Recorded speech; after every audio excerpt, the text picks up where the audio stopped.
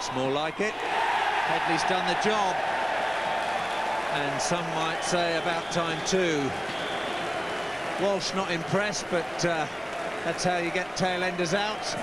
And the West Indies all out for 262, so they're trailing England by 141 on first innings. What a day for the visiting side. Well, that's the story of the day. Great pressure created by the spinners in particular, and some very poor shots. Lambert's 55 took nearly 5 hours. Chanderpaul was very unlucky, and Ambrose swung merrily at the end. England's bowling was very disciplined. Caddick bowled accurately, but it was the spinners who really tied the batsmen down, and Ramprakash deserved more than just that one wicket. Well, England added 2 runs in 2 uneventful overs, and that's a situation they lead by 143 runs with 2 full days remaining. With a rebellious niece, an alcoholic uncle and a father in hospital, bringing the family together will not be easy for Jessica Lang. BBC Two's late film Far North is in half an hour. Hoping to turn the screw before that on BBC Two, highlights from the 5th Test are introduced by Jonathan Agnew.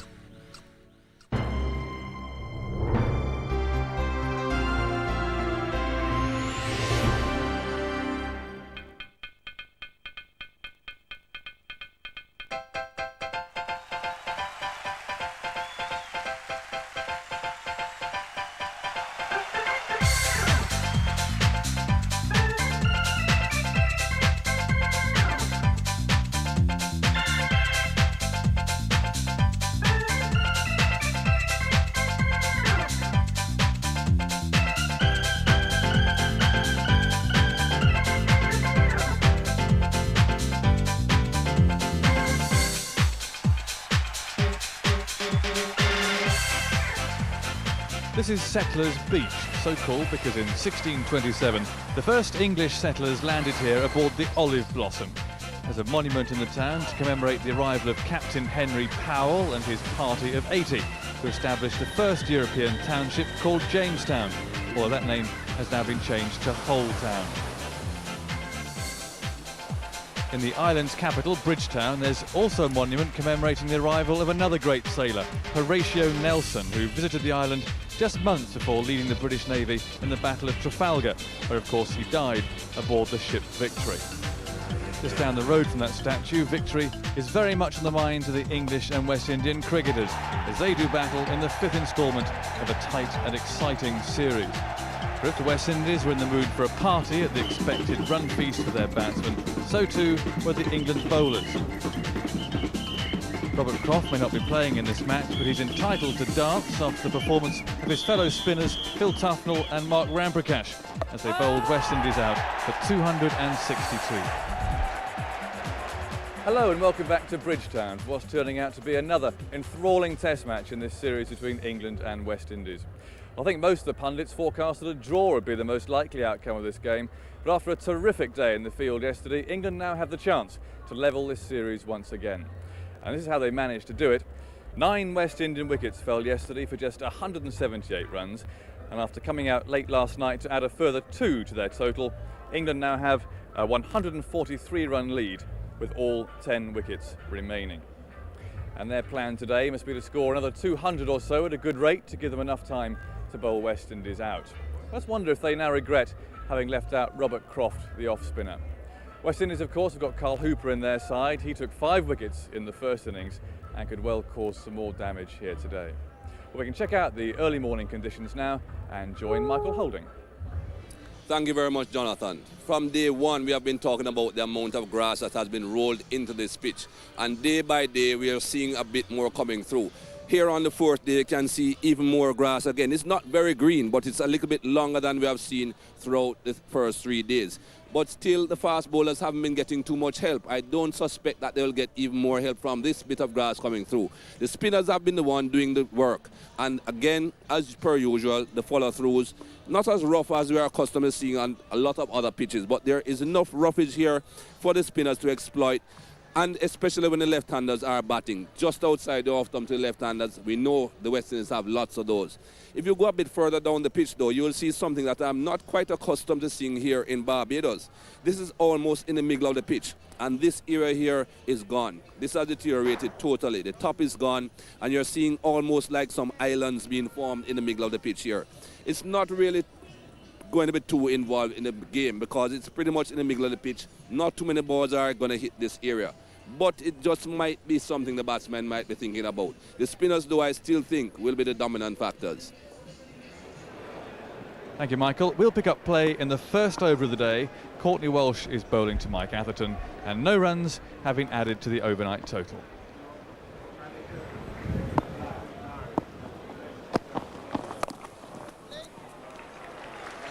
Well taken single. England start the ball rolling on the fourth day. That single extends their lead to 144.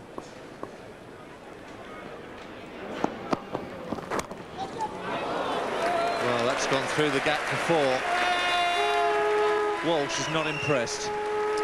How many times have we spoken about this? Whenever a gap is left in the slip cordon, that's exactly where the ball goes. I cannot understand why these gaps are placed.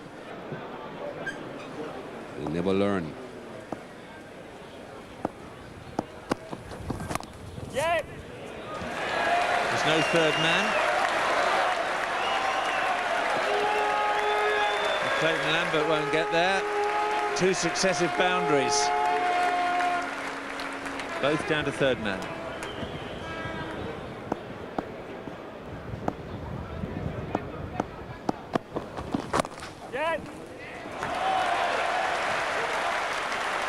Chanderpaul. And he can't get there either. 3 fours in a row. And the English supporters have come alive very early on here in Bridgetown. What a great delivery that is. The response of a truly great fast bowler. This is basically what Courtney Walsh will be trying his best to do against ALEC Stewart, pitching the ball just about that line, off stump, just outside off stump, and getting it to straighten as that one did.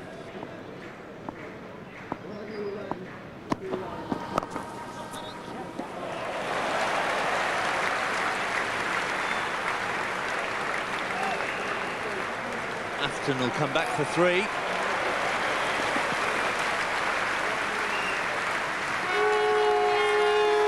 Oh, this is poor cricket by the West Indies.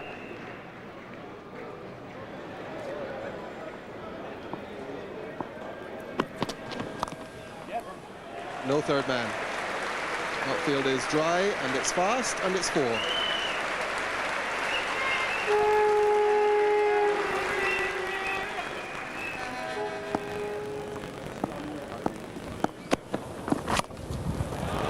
Cracked away. Magnificent stroke, typical ALEC Stewart. So another boundary to him.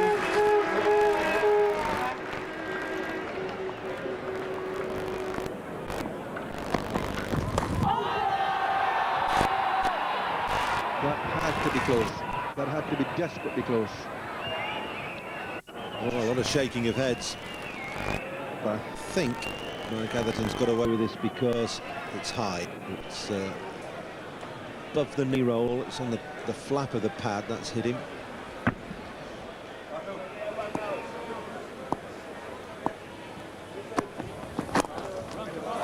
Nice shot. Over pitch on the legs. That'll go all the way. Wallace is just going to retrieve it.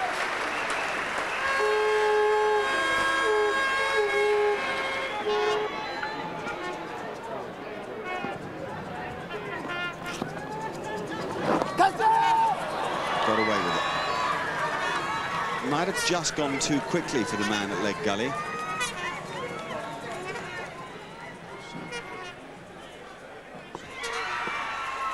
Oh, it's bouncing and turning a little bit. The England bowlers will be watching this with interest. Oh, hello.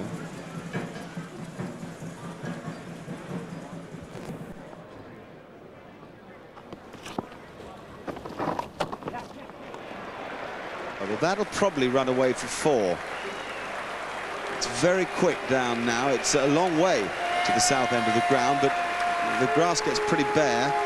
And that under edge from Stewart brings up 50 for England. This is a good first wicket partnership. I think it's quite obvious that John Crawley's not playing in this game because they actually spelt Looney correctly. Too many in the dressing room would have managed that on their own.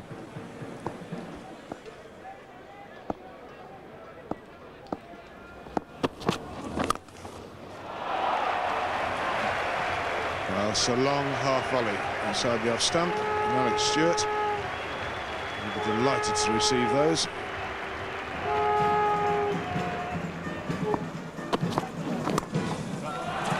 Lovely stroke. Reaching right out for it. Full free flow of the bat. Lovely stroke for 4. There's the chairman, nattily dressed this morning. Wes Hall. Lovely shot. That'll go for 4. We played that shot already this morning off the legs. And another one. Bishop proving somewhat expensive here. And England have moved on to 79 without loss.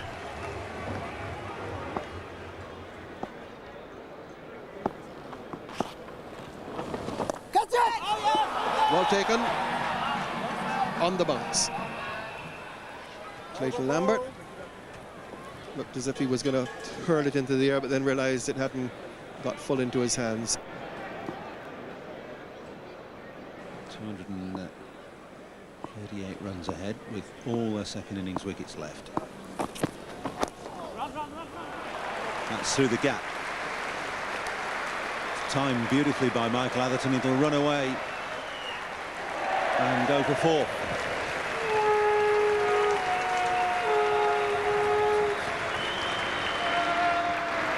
Whipped away there. Beautiful piece of timing from Mike Atherton. To say that initial movement of his forward, I have to say he looks a much better player there, and even Chandrapal, the quickest fielder, a bit unlucky there. He stops it and then catches it with his trailing leg. 101 the partnership. It's their 6th century stand and their 4th against the West Indies. The last one was at Trinidad in the 3rd test, the one that England won. Edged and taken. Good catch from Brian Lara. Stewart's on his way. He's gone for 48. Alex Stewart will feel a little unlucky here. It's got a fair bit of width on it. He goes for the cut. And Brian Lara takes a very good catch. Never easy, those catches, low. Alex Stewart, though, going, trying to force it along for England for 48. England 101 for 1. Mark Butcher in at number 3 for England. He's had a long wait.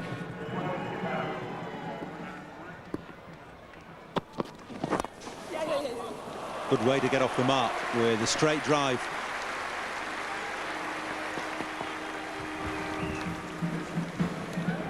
Two to Butcher.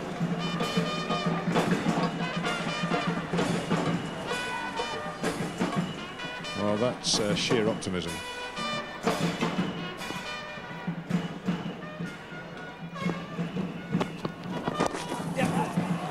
Flicked away by Butcher. Positive stroke. He'll get 2 more here.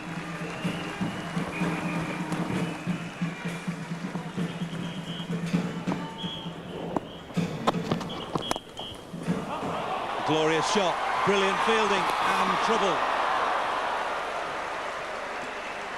Well, Atherton ran on the shot. Roland Holder pulled off a brilliant piece of fielding. That's well struck.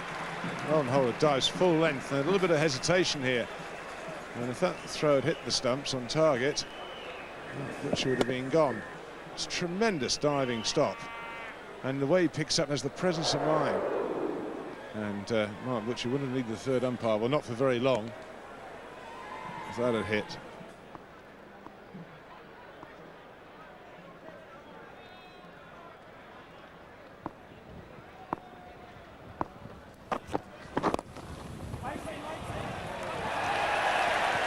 Very good stop from Curtly Ambrose. It doesn't stop Michael Atherton going to 50, and it's his first of the tour. Made an excellent 49 in Trinidad, and that's a happy smile on his face. I think there's relief there, and I think there's great pleasure, and so there ought to be. He's played extremely well here, and he's busy setting England up in a very powerful position in the game.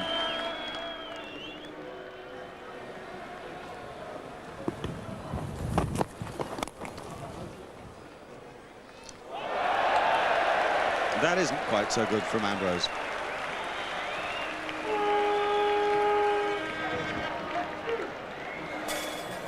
That Fingal with one of the Keller brothers, sprinkling a bit of black magic onto the field. Some liquid, or is it dust?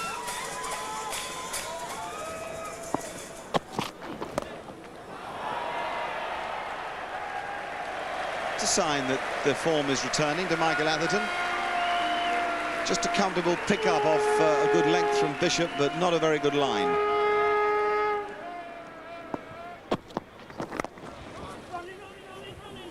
Excellent stroke. That is an excellent stroke. Wasn't the most athletic bit of fielding you'll watch in the day's play. I got it. Philo Wallace is the big man at mid-on. Edged it, and this time, I'm afraid, it's the end for Michael Atherton. Ian Bishop picks up his wicket. Some nice little innings from the England captain. And England are in a strong position. No need for him to admonish himself. He's done a good job out there. Looking to steer this down into the third man region again, Michael Atherton, looking for the single to get back on strike. And it has cost him his wicket. Just steering it into the gloves of David Williams. He goes for 6-4. Well played. It's 128 for 2. England vice-captain Nasser Hussain comes in to replace his skipper. It's a great shot.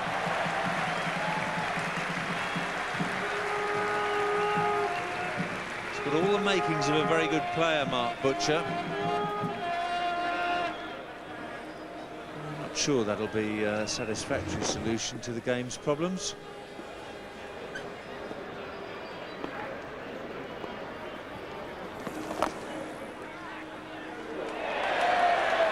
Well, there've been some fumbling and some misfielding that will go all the way. Lara, the captain. So that's gone to the boundary.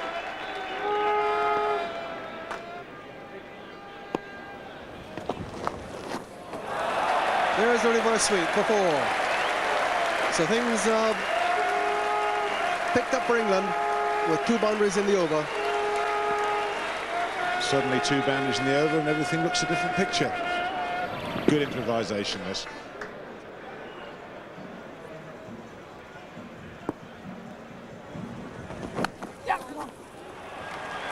Well struck. Outfield really has quickened up over the last few days, and that's 4. Well, there you are, 300 lead. He'd have settled for that on lunch on the first day.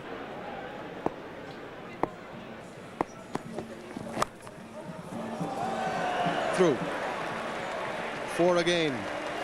Lara not happy with the bounce there. Outside edge and just clipped the tips of the fingers. Well, you dread these that slip. Batsman flashes hard. And it goes nowhere. It bounces that 2-3 feet in front of you. And I think you can be forgiven for missing a few of those. They're very, very difficult to slip. Here's Ambrose. That is magnificently struck. That is a magnificent blow.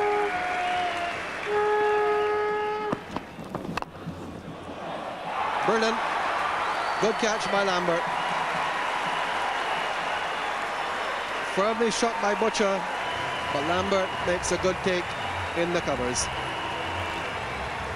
Very fine catch, moving low, away to his left, Clayton Lambert, and also that would come out of the main stand area, so it wouldn't have been that easy for him to pick up. Mark Butcher's gone for 26.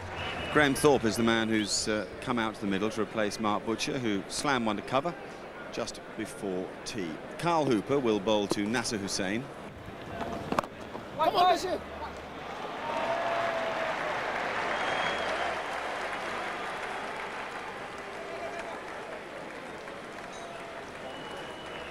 Walsh pipping Bishop to the ball.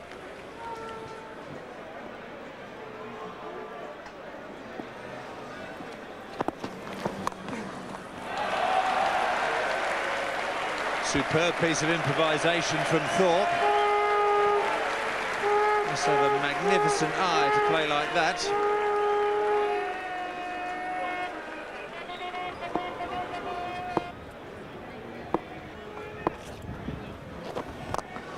Hussain down the track, it's a lovely stroke.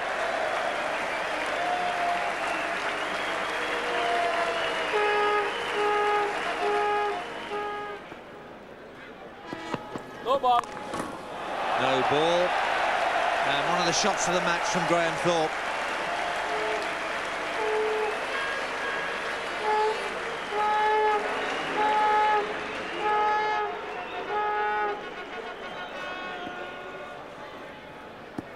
No ball. There it goes again. Frustration from Ambrose, not very happy at the moment. It's rarely he concedes over 3 runs and over. No ball. Well, this is astounding bowling from Ambrose, getting nothing from this pitch. Graham Thorpe's loving every second of it. So too Mike Atherton.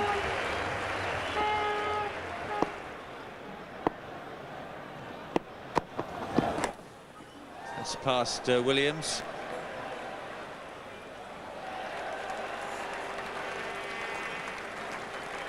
Nixon McLean doing well. He's very fine at third man because of the lack of a slip cordon.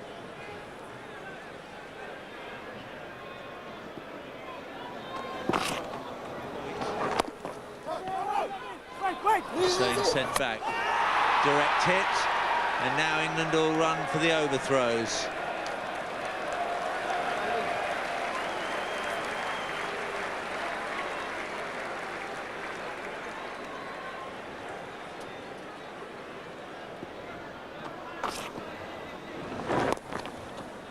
There is the 50 partnership. And Graham Thorpe's made 31 of them. England 223 for 3, leading by 364 runs.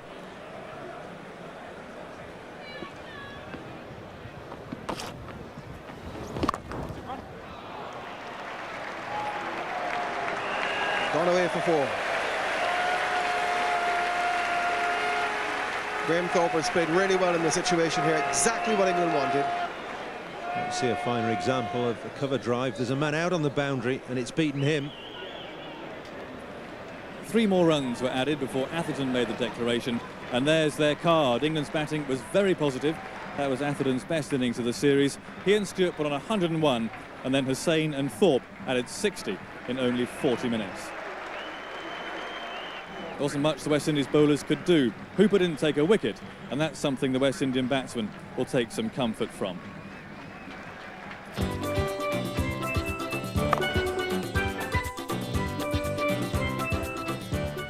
At the Barbados campus of the University of the West Indies lies the grave of its former warden, Sir Frank Worrell. But his legacy was so much more. Sir Frank was the first black captain of the West Indies at a time when the appointment was highly charged politically. He moved to Jamaica, where he was appointed a senator. And he led the West Indies on perhaps their most famous series. The 1960-61 tour of Australia included the first tied test, and so riveted the Australian public that the tourists were given a ticker-tape farewell in Melbourne. He had so much to offer West Indian cricket, but sadly in 1967 leukemia robbed him of the chance. Well, Sir Frank Worrell was one of the great batsmen, and now it's up to the current generation. We pick up the action with Andy Caddick bowling to Phil O'Wallace with 1 run on the board.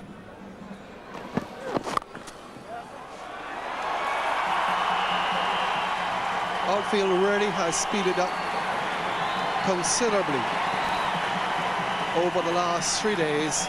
It has now got very fast, as we saw during the England innings. On the first and second day, that wouldn't have gone away.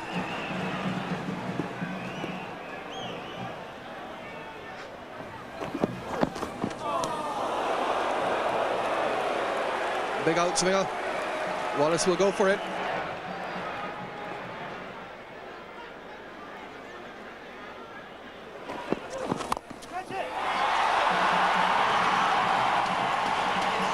very uncompromising.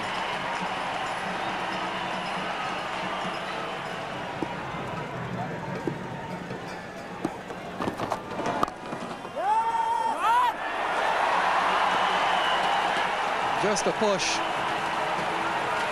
and just emphasizing the speed on this outfield. Now this could well be a consideration. It's a lot of runs, no question about that, and no one expects a team set that number of runs to score them. But this outfield has really quickened up.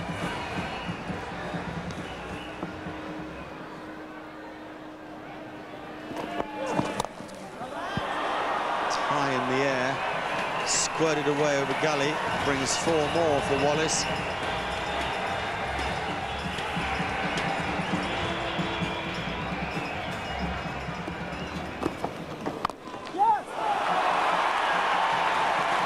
Seen Lambert hit through the offside as well as that at any time in the first innings. I think there's also a lesson to be learned here from what we saw in the first innings. I think if I were Mike Atherton, I'd be inclined to get a spinner on very quickly to both these players. Oh, that's his best stroke. Lovely stroke. Good free swing of the bat, and we saw the full blade there.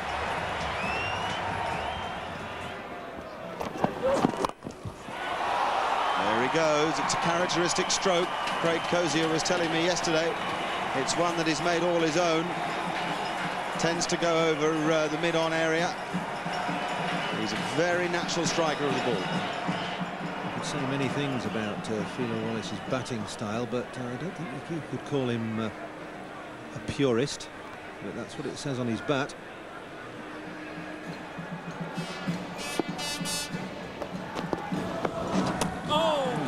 Tries again, and that is a fearful risk. He doesn't know how the ball's going to bounce out of the rough. Well, you have to say that it's really quite a strange shot in the circumstances of the match.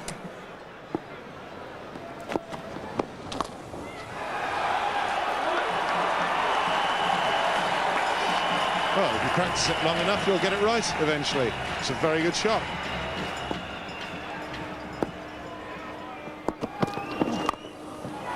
Heaved away over mid-wicket. Just as thought Fraser and Tufnell were beginning to subdue Lambert and Wallace, the 50 comes up.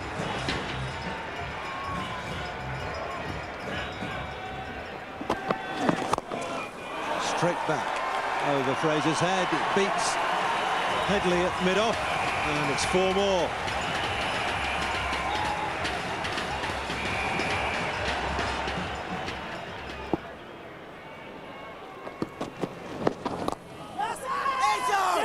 Have to hurry here. It's going to be close, and it'll be referred to the third umpire. The direct hits invariably cause batsmen problem. I think the problem here, Paul, is that Wallace didn't ground his bat. He was just running and he dipped the bat over the line. I think that is going to be the problem. Oh, he's out. Wow. I'm sorry, I just can't believe that.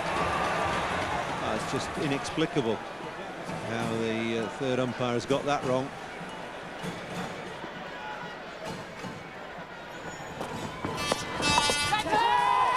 Big cry of catch it. Just put it down.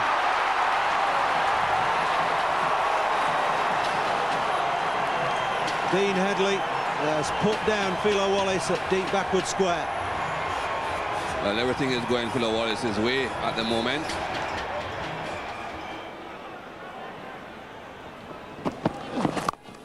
That's why the man's deep, but he's missed it.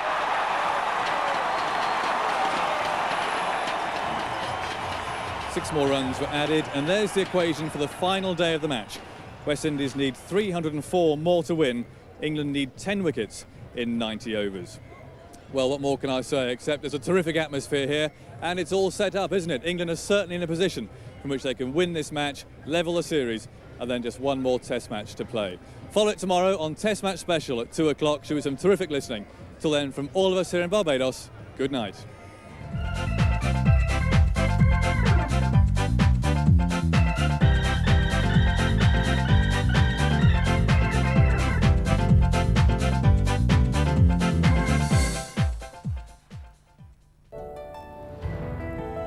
First on BBC One, highlights of the